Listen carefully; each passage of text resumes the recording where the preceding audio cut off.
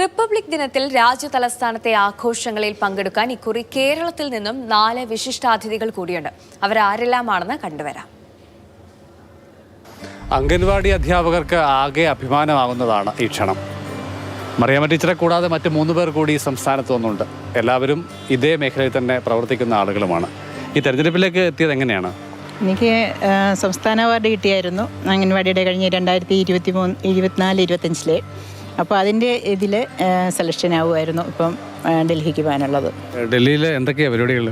മംഗലാപുരത്തു നിന്നാണ് ഫ്ലൈറ്റ് ടിക്കറ്റിന് തന്നേക്കുന്നത്. അപ്പം മംഗലാപുരത്തു നിന്ന് 24-ാം തീയതി 10 മണിക്ക് നമ്മൾ ഡൽഹിക്ക് പോകും. പിന്നെ അവിടെ 23, 24, 25, 26 അവിടെ സ്റ്റേ ചെയ്യും. 27-ാം തീയതി രാത്രി വൈകിട്ട് നമ്മൾ മടങ്ങി പോരും.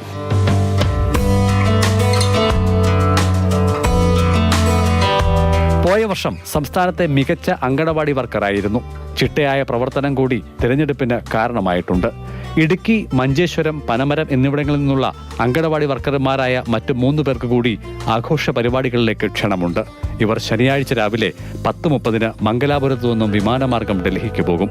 27 രാത്രി തിരികെ എത്തും. താമസ സൗകര്യവും യാത്രാ ചെലവും ഭക്ഷണവും എല്ലാം സർക്കാർ തന്നെയാണ്. ഒന്നും നമുക്ക് മുടക്കേണ്ടതായിട്ടില്ല.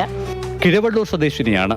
കേന്ദ്ര സർക്കാർ അതിഥിയായി പോകുന്നതിൽ അതിരില്ലാത്ത സന്തോഷമുണ്ടെന്നും സാമൂഹ്യനീതി വകുപ്പിനാണ് നന്ദിയെന്നും മറിയാമ്മ ജോർജ് പറഞ്ഞു.